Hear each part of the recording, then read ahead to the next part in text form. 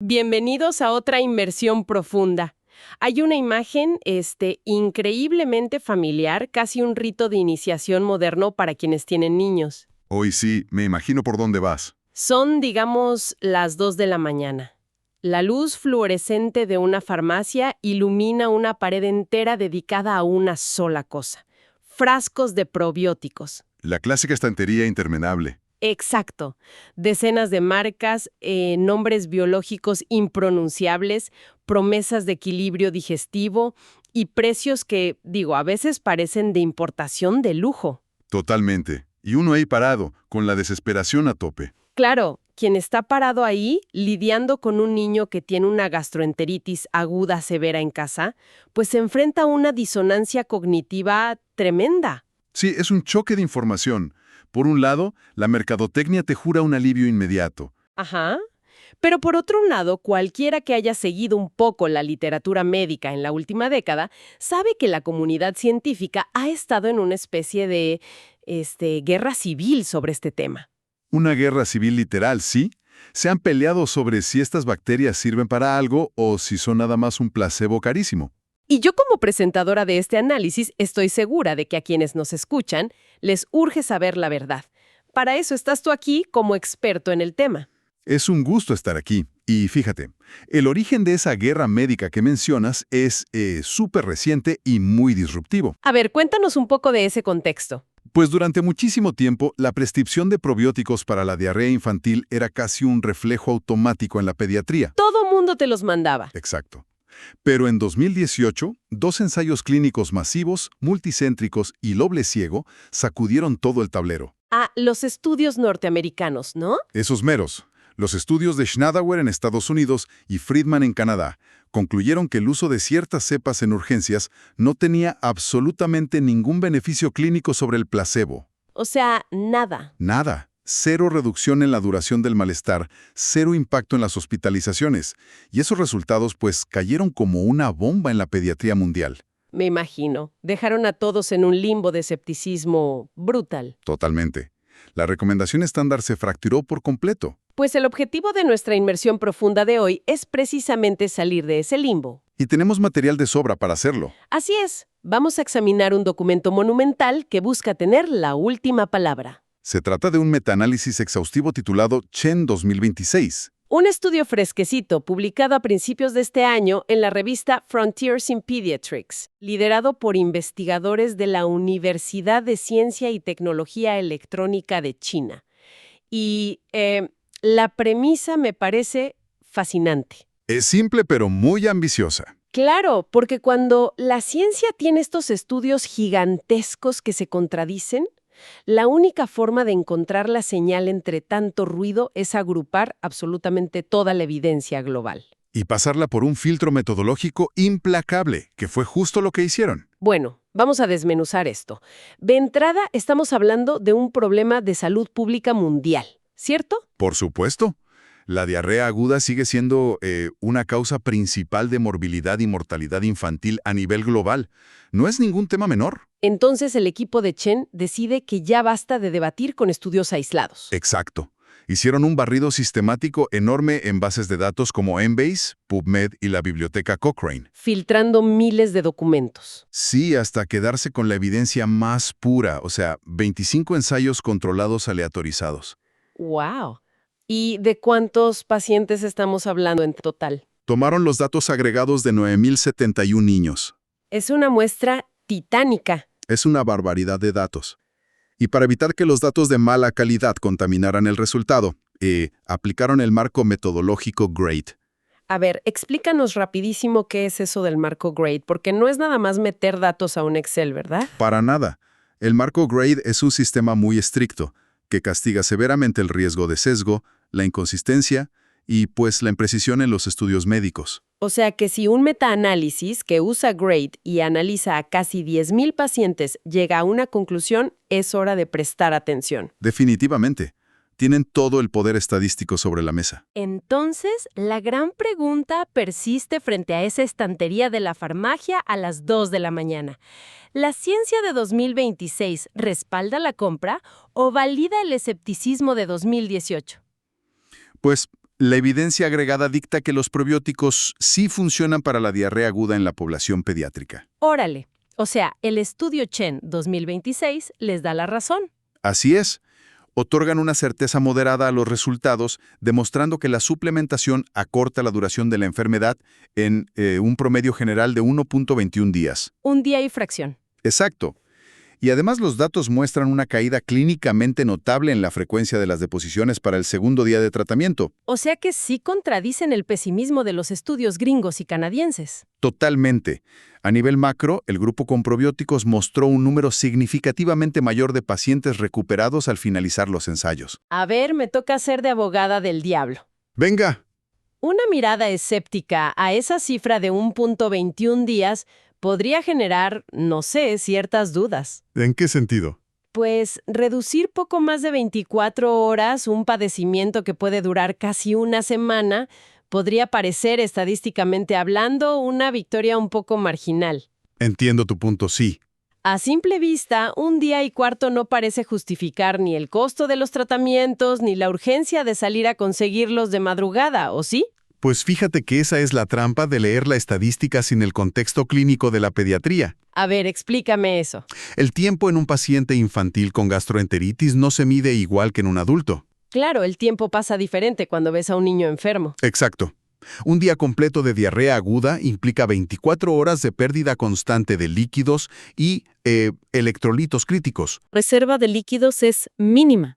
Precisamente. Esas 29 horas de reducción a menudo representan la frontera exacta entre una recuperación manejable en casa con suero oral y un cuadro de deshidratación severa que te exige ingresar a una sala de urgencias para reanimación con fluidos intravenosos. ¡Wow!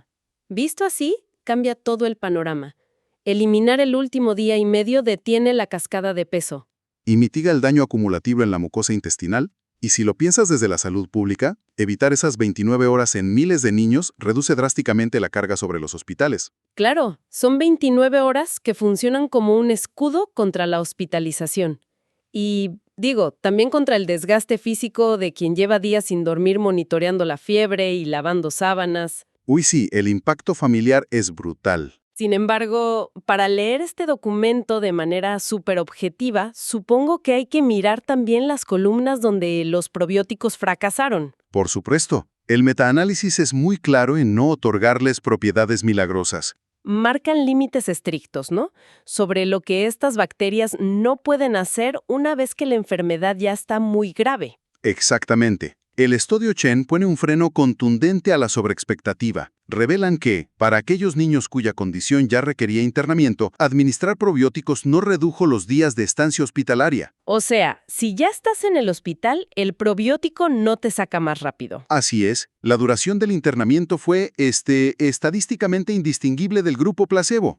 ¿Y qué hay de las recuperaciones súper rápidas? Tampoco. No se encontró evidencia de que lograran recuperaciones express. Al medir la tasa de cura en los primeros 3 días, no hubo ventaja significativa. Esto es fundamental para evitar la frustración clínica en quienes los usan. Sí, reafirman que no son un interruptor mágico que apaga la infección al instante. Son más bien un modulador que acelera el final del ciclo natural, ¿no? Exacto, acortan la cola de la enfermedad, pero no evitan el pico inicial de los síntomas. Ahora, sabiendo que sí ayudan a ganar este tiempo invaluable, el instinto en la farmacia es tomar cualquier frasco que diga la palabra probiótico en grande. Y ese es el peor error que se puede cometer. Claro, tratar el término como un concepto paraguas es uno de los mayores engaños de la industria.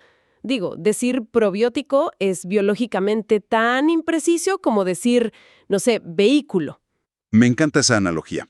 Y a ver, si tu tarea es transportar 1 tonelada de ladrillos, comprarte una bicicleta de fibra de carbono no va a servir de nada, por más que sea un vehículo. Exacto.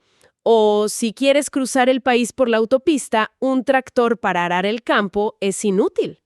Sí, ambos se mueven, ambos tienen ruedas, pero resuelven problemas completamente distintos. Y la microbiología funciona bajo esa misma especificidad implacable. No todas las cepas hacen lo mismo. Para nada.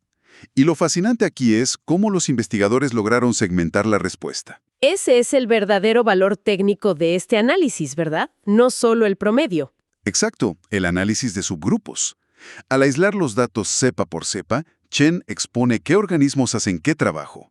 A ver, danos ejemplos. ¿Quiénes son los ganadores? Por ejemplo, el Limocilactobacillus reuteri demostró una eficacia estadística masiva específicamente para acortar la duración total de la diarrea. O sea, si la prioridad es restarle horas al reloj de la enfermedad, esa es la herramienta adecuada. Exactamente. Su perfil genómico lo hace perfecto para eso. Pero supongo que no fue el único con buenos resultados. No, otros abordaron el problema desde ángulos diferentes, como el Lacticacebacillus rhamnosus. ¿Y ese qué hace? Su fuerte no fue tanto rasurar horas promedio, sino aumentar dramáticamente la tasa de éxito final. Ah, asegurar que más niños lleguen a la recuperación completa al final del ciclo. Sí, y cuando observaron las mezclas multiespecie, o sea, varias cepas trabajando en conjunto, mostraron beneficios en ambos frentes. Aquí es donde se pone realmente interesante, porque el análisis de subgrupos también arrojó una advertencia clínica que está cañona. Uy, sí, eso debería cambiar los hábitos de cualquiera que lea etiquetas. Resulta que apareció una cepa cuyo impacto no fue neutral, sino negativo. Así es, la cepa Lacticacebacillus casei no solo fracasó en acelerar la cura, sino que prolongó la duración de la diarrea. O sea, la empeoró por 0.17 días. Es una locura. Ese hallazgo por sí solo justifica todo el estudio. Administrar probióticos asumiendo que cualquier bacteria buena ayuda es negligencia. Introducir la cepa casei en un intestino que ya está bajo el estrés de una infección, pues interfiere con la recuperación. Y esto resalta por qué los estudios de 2018 pudieron haber fallado. Si usaron cepas ineficaces o contraproducentes, el promedio ocultaba a las que sí funcionaban. Se trata de prescripción de precisión, no de aventar semillas al azar. Totalmente. Y esto nos abre la puerta a la verdadera complejidad de todo el tema. Claro, porque ya sabemos qué cepas cambian la estadística. Pero hay que bajar al nivel del microscopio para entender por qué pasa esto. Entrar al campo de batalla celular. Exacto. ¿Qué están haciendo físicamente estas bacterias allá adentro para detener la secreción masiva de fluidos? El estudio destila los mecanismos de acción en 3 estrategias de intervención directa. La primera es la exclusión competitiva mediante guerra química. Suena súper intenso. A ver, ¿cómo funciona esa guerra química? Pues los patógenos que causan la diarrea, sean virus o bacterias, necesitan un nicho ecológico para multiplicarse. Ajá, necesitan instalarse. Exacto. Cuando las cepas probióticas eficaces entran, inician una producción masiva de metabolitos, principalmente acetato y lactato. Ácidos grasos. ¿Y eso qué hace? Alteran agresivamente la química del entorno, bajando el pH y volviéndolo inhóspito. Y además secretan bacteriocinas, que son como toxinas diseñadas para perforar bacterias rivales. A ver, si imaginamos el intestino bajo infección como una fortaleza medieval siendo atacada. Ajá, los patógenos son el ejército invasor intentando derribar las puertas. Exacto. Entonces, estas cepas eficaces fungen como ingenieros de combate. Modificar el pH con acetato y lactato es como, arrojar aceite hirviendo desde las murallas. ¡Qué buena analogía! Sí, es envenenar el foso para que el entorno rechace el avance enemigo. Un ataque químico preventivo. Increíble. ¿Y cuál es la segunda estrategia de estos ingenieros? Gestionar el caos interno del castillo. Es el mecanismo de modulación inmunológica. Porque el sistema inmunológico se vuelve loco, ¿no? Sí, durante la infección la respuesta suele ser caótica y desproporcionada. Las células locales detectan al invasor y disparan alarmas que provocan una inflamación masiva. Y esa inflamación aumenta la permeabilidad y empeora la fuga de líquidos, lo que exacerba la diarrea. Paradójicamente, sí. Las cepas probióticas interactúan con los receptores de las células para regular las vías inflamatorias. Como el factor nuclear kappa B. Exactamente. El famoso NF-κB. ¿Y la vía MAP? O sea, literalmente calman al sistema inmunológico. Regulan citocinas como la interleucina 6 y el factor de necrosis tumoral alfa. Siguiendo con tu lógica de la fortaleza, es como si los ingenieros coordinaran a los arqueros locales. Claro, ordenándoles que ataquen al invasor, pero impidiendo que, presas del pánico, incendien su propia ciudad. Frenar esa cascada inflamatoria frena gran parte del daño colateral. ¡Qué maravilla! ¿Y la tercera táctica cuál es? El cerco de defensa final, la fortificación de la barrera estructural. Reparar la muralla. Exacto. El epitelio intestinal es de una sola célula de espesor. Lo que las mantiene unidas son proteínas llamadas uniones estrechas. Que los patógenos destruyen para infiltrarse. Y las bacterias probióticas estimulan a nivel genético el ensamblaje de nuevas proteínas de unión estrecha. Reconstruyen la barrera y simultáneamente hacen que se secrete más mucina, ¿verdad? Sí, le envían señales a las células caliciformes para que produzcan un volumen mucho mayor de mucinas y defensinas. Básicamente reconstruyen la muralla de piedra en pleno asedio y le ponen una capa espesa de mortero protector. Así es. Estos tres frentes explican perfectamente de dónde sale ese ahorro de 29 horas en la estadística. Pero fíjate que hay un nivel de detalle en el documento enfocado exclusivamente en la cepa Lactobacillus rhamnosus, que me dejó con la boca abierta. Ah, sí, eso parece sacado de un manual de bioingeniería avanzada. Transforma por completo cómo entendemos la relación entre bacterias y células humanas. Cuéntales de eso. Ese hallazgo es uno de los puntos álgidos de la microbiología. Esta cepa sintetiza y secreta dos proteínas solubles altamente específicas. Las famosas P40 y P75. Exacto. Y lo loco es que estas proteínas no atacan a los patógenos ni modifican el pH. Su objetivo es la célula humana. ¡Wow! Durante la infección, las toxinas y la inflamación fuerzan a las células del intestino a entrar en apoptosis. Que es la muerte celular programada. Se suicidan, básicamente. Así es. Al sentirse irreparablemente dañadas, se destruyen y el tejido intestinal se desmorona. Y aquí es donde estas proteínas, P40 y P75, hacen su intervención quirúrgica, ¿no? Sí, viajan por el intestino, se acoplan al receptor del factor de crecimiento de las células humanas y bloquean la señal de apoptosis. Es una comunicación entre especies. O sea, ¿la bacteria le ordena a nuestra célula que cancele su autodestrucción? Exactamente. Le dice, sobrevive al entorno tóxico y mantén la integridad del tejido. Que un organismo unicelular secrete algo tan puro para manipular nuestra supervivencia celular demuestra una sofisticación evolutiva brutal. Que rara vez reconocemos cuando vemos un simple frasco en la farmacia. Entonces, ¿qué significa todo esto para quienes nos escuchan? Pues que la próxima vez que alguien se encuentre en ese pasillo fluorescente a las 2 de la mañana, la decisión debe ser diferente. El panorama ya no es el del escepticismo de 2018. Chen 2026 confirma que no es mercadotecnia vacía. Si actúas temprano, puedes recortar más de un día completo de desgaste metabólico y sufrimiento. Pero, y esto es clave, el pase de entrada a ese beneficio exige abandonar la idea de que todos los probióticos son iguales. La eficacia reside exclusivamente en la especificidad. Hay que leer la etiqueta y buscar cepas como la Reuteri, la Rhamnosus o mezclas bien formuladas. Y evitar a toda costa los remedios genéricos, o los que contengan más cepa Casey, que ya vimos que empeora las cosas. Elegir mal es arriesgarse a prolongar el malestar de un niño. Pero si conectamos todo esto con el panorama general de la medicina de hoy, creo que la conversación exige un replanteamiento muy profundo. Totalmente. Históricamente hemos categorizado esos productos como suplementos digestivos, con un tono un poco condescendiente, ¿no? Ajá, como si fueran una ayuda dietética menor, tipo tomarte un té de manzanilla. Pero al comprender mecanismos como las proteínas P40 y P75, la perspectiva cambia por completo. Claro, intervienen nuestras células con la misma precisión que un anticuerpo desarrollado en un laboratorio de biotecnología. Exactamente. El paradigma emergente es que estas cepas no son suplementos, son biotecnología viva.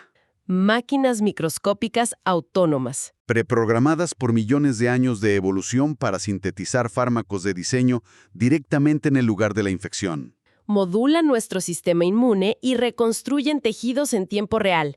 O sea, ya no es una simple mejora en la flora intestinal. Es farmacología basada en organismos vivos. La línea entre nutrición y medicina avanzada simplemente desaparece. Es una redefinición total.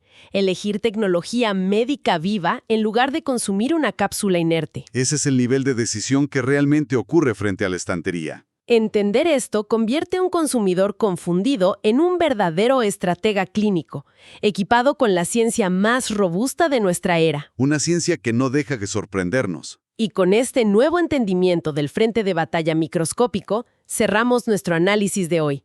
Muchas gracias por acompañarnos. Ha sido un placer. Hasta la próxima revisión a fondo.